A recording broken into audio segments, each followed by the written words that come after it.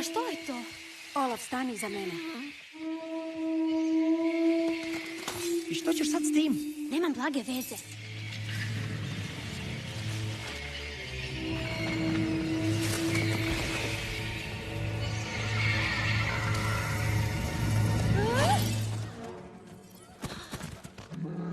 Spustite oružje.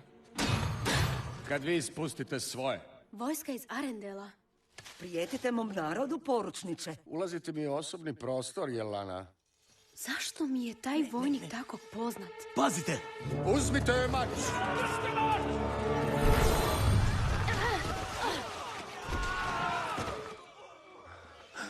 To je bila čarolija.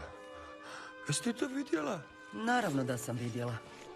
Lijepo si ih Ledona pozdravila. Oni su ovdje zarobljeni cijelo vrijeme. A što ćemo sad? Prepustite to meni. Pozdrav, ja sam Olaf. Oprostite, odjeću smatram suvišnom. Sigurno se pitate tko smo mi i otkud mi ovdje. To je jednostavno. Bile jednom dvije sestre. Jedna rođena s čarobnim moćima, jedna rođena bez moći. Njihova ljubav prema Snjegoviću beskonačna. Ana, previsoko je! Bum!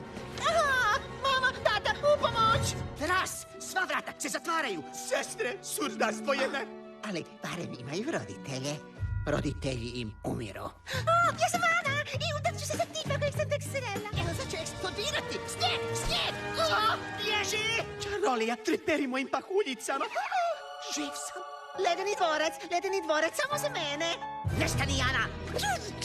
Moje srce. Kakav obrat. Spasit ćete samo čin prave ljubavi. Evo ti poljubac prave ljubavi.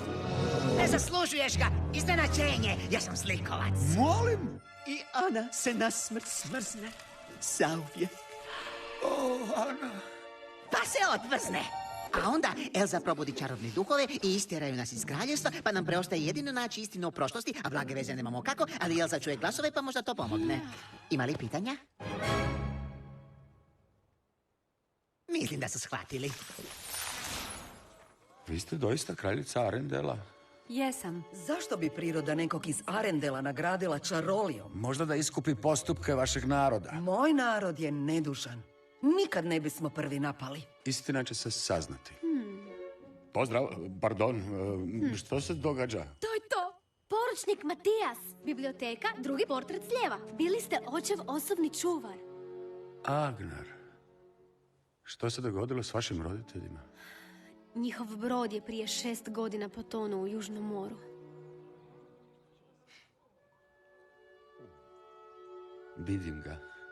Vidim ga u vašim licima. Stvarno? Vojnici, ostarili smo ponešto, ali i dalje smo snažni. I ponosni da služimo Arendelu. Čekajte, molim vas. Nešto me dozvalo ovamo. Kad bih to pronašla, dobila bih odgovore i možda uspjela osloboditi šumu. Vjerujte mi, samo želim pomoći. Mi vjerujemo samo prirodi. Kad priroda progovara, mi slušamo.